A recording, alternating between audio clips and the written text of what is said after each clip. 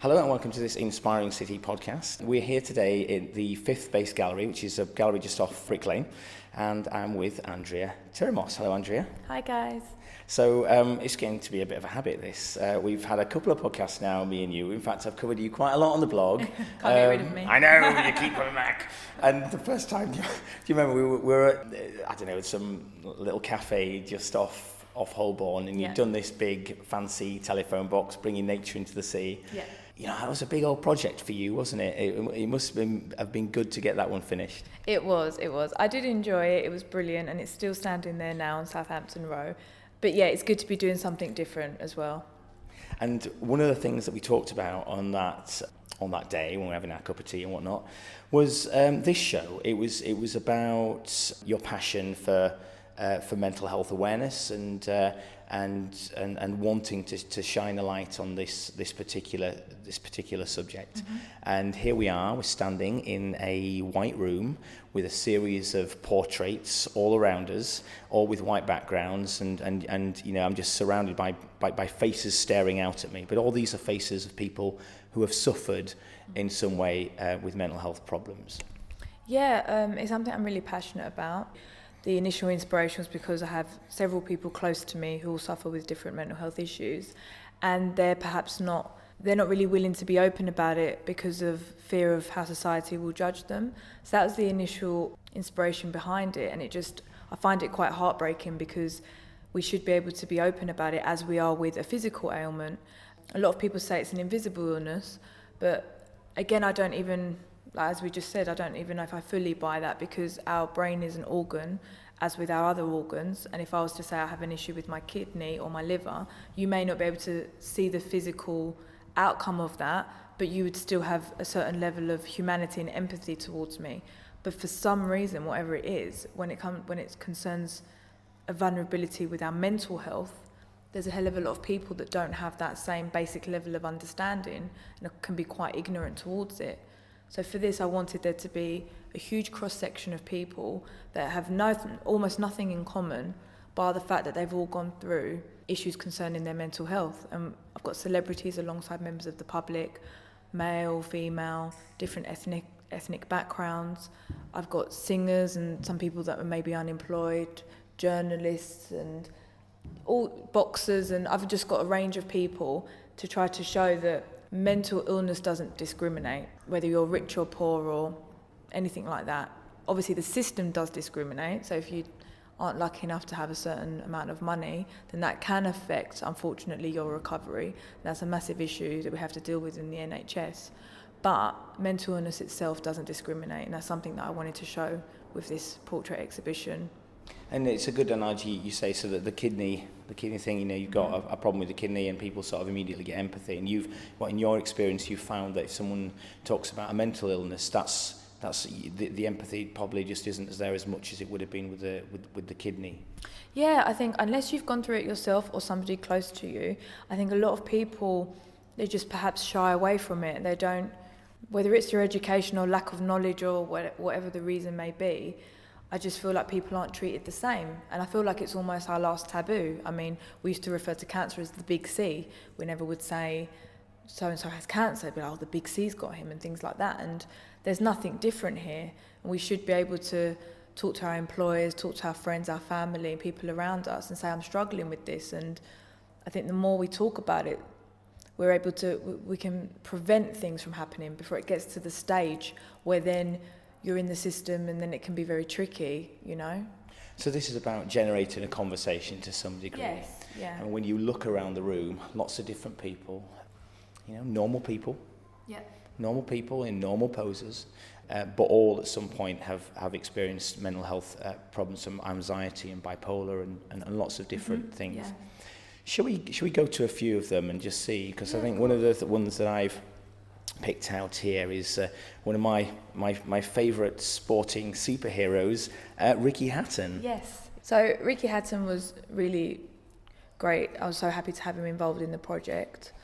Something interesting with him, I think a lot of men in particular can relate to him, because I think men sometimes, whether it's pressures from society, but maybe feel like they have to be strong and they don't want to show their emotions and maybe don't talk about it the same way that women do. And something really revealing that he says in his audio is, so all the paintings, by the way, are coupled with audio portraits. So every single sitter I met with them, and we had like an informal conversation which accompanies each piece. So something that Ricky Hatton reveals is that he says, you know, if you need help, you be man enough to go and get that help, rather than, oh, come on, snap out of it and get over it. He encourages people to seek help. There's nothing to be ashamed of by doing that. And there's one moment that he sort of says, I still see a therapist now if I'm having a hard time, and they help me to see that the world is beautiful again. And, you know, something very touching from somebody that people might think, oh, well, he's just this aggressive boxer. And yes, when he's in the ring, he is aggressive, but out of that, he's not. Yeah, and he had to make a transition, didn't he, from stopping boxing, something that he knew and loved, and then sort of going into civilian life, if you like. And that it was that period that he had to come to terms with his own mental health. Yeah, that's something also interesting, because I suppose a lot of us, we try to find the triggers and why has this happened. So for him, after the Pacquiao fight in particular, he found that a big knock. He felt that he was known as the people's champ, still is known as the people's champ, fantastic person. But he felt he'd let the people down, so that kind of pressure got too much for him. And there's a lot of people that, I mean, Leon McKenzie similarly, when he had to retire from his football career. So Leon McKenzie is another boxer that you've captured in portrait. Yes, and he had to retire from his football career, and at that moment of not knowing what to do next was very difficult. But something that I've kind of discovered is, yes, there are triggers and there are reasons why you might be able to look back and see that amount of stress at that period of my life might have brought this on. But I do also feel personally that sometimes we have to look at it a little bit as a matter of fact. It's a chemical imbalance in your brain, and you need to get help for that, whether it's through therapy, meditation, medication sometimes. And I think sometimes trying to overanalyze why did this happen can be just as bad. Some people have a vulnerability, some people it's hereditary, so they might be more likely, you know, for something like that to happen. But I think if we just look at it like, you know, the way we might have to say insulin, or if you're diabetic or whatever, and then I think that can take a lot of the stigma away. So let's go over to Leon. Yeah. Let's talk a bit more, because I mean, you know, I'm looking at his portrait now, and he's a man's man, isn't he? He's a ex-footballer. You know, he's a boxer. So what was his story? So Leon actually, so he was a professional Premiership footballer. At I think the age of 35, he had to retire, and that was when he first kind of experienced these feelings of extreme depression. Really devastating news. He actually did also lose his sister to suicide, and Leon, unfortunately, because he didn't have that support system, because he did not feel able to speak to people, he did attempt to also take his life, which he speaks about very openly. He then fantastically was able to get through that, and he kind of says his motto is to fight it, and he's now an amazing boxer, really inspirational man. And he's sort of, the title of his piece is I'm Still Fighting It. And he, again, I think is someone a lot of people can relate to, that certain things can happen in your life. But the main thing is to get through it. There is a light at the end of the tunnel. If you speak about it, there are people and there are systems there to try to help you. Yes, it's not easy, and it's easier said than done, I should say. But that's why I did this. I tried to sort of see the art as a vehicle for expression, to get just people talking about it. And the response I've had is really great. And everybody that's come, whether it's them saying, I have a mental illness, my brother, my partner, my mother, my child, everybody knows somebody. I don't believe the 1 in 4 statistic. I really don't. I think nearly all of us at some stage will experience some kind of mental health vulnerability. So the 1 in 4, it's a recent survey that said 1 in 4 people at some point would suffer from it. You believe that actually everyone at some point is going to. Yeah, I think most people at some point, whether it's the lower level of something on a lower level or whether it's something more extreme, but I just think it's something that so many people can relate to, and they only really are able to see that when people start sharing their stories.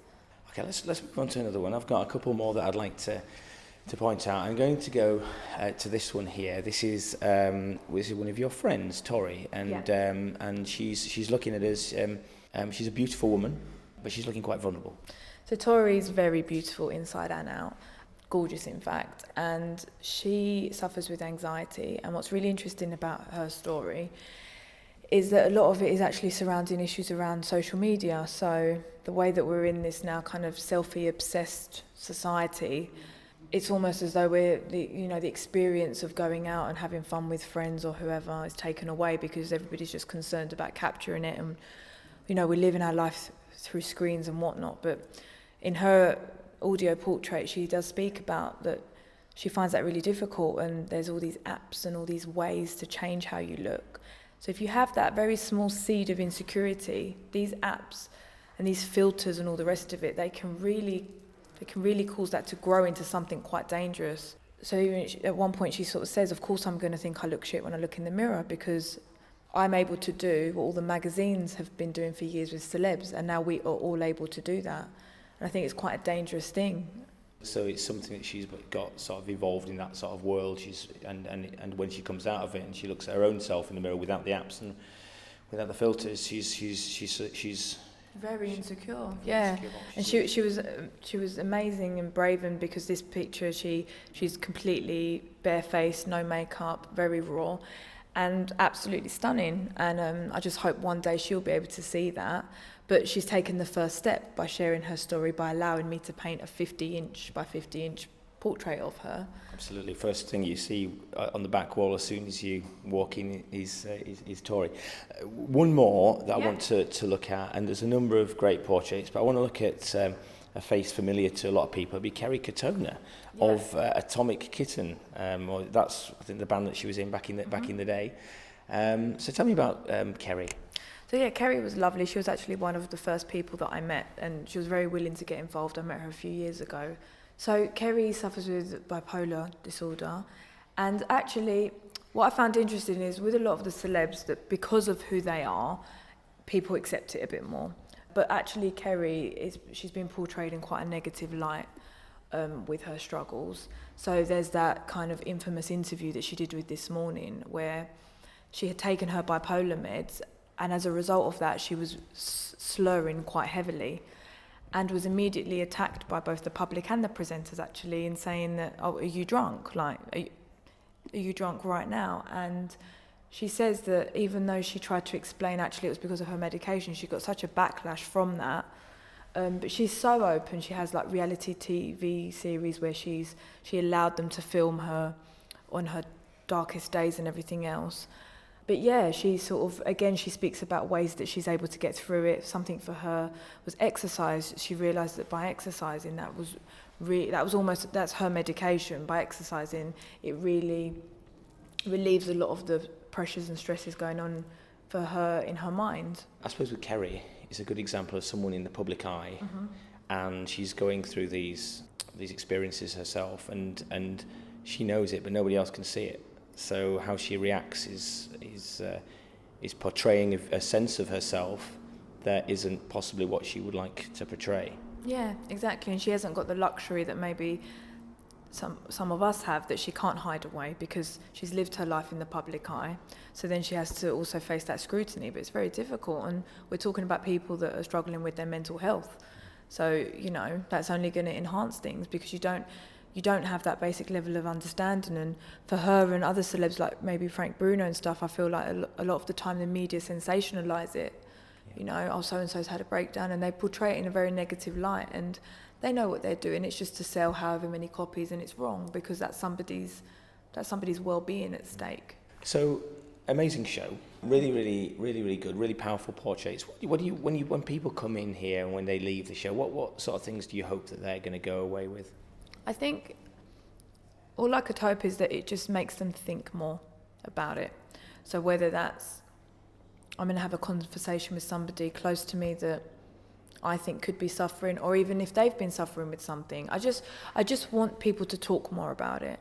And if this is a new way that people can do, obviously a lot of people suffering with mental illness are very creative and stuff. So we have already seen that in that way, but I think we've seen a lot of documentaries, we read a lot of blogs, there's a lot of campaigns by fantastic mental health charities.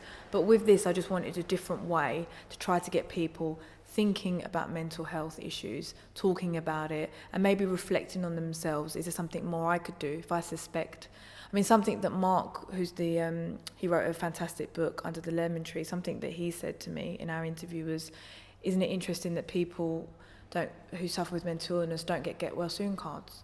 That's really interesting. It's almost like there's just this barrier. But yeah, just for people to think about it, and yeah, that's all I can ask for. Hopefully that's what they'll be doing right now. So Andrea, thank you very much. Thank you. Thanks for having me.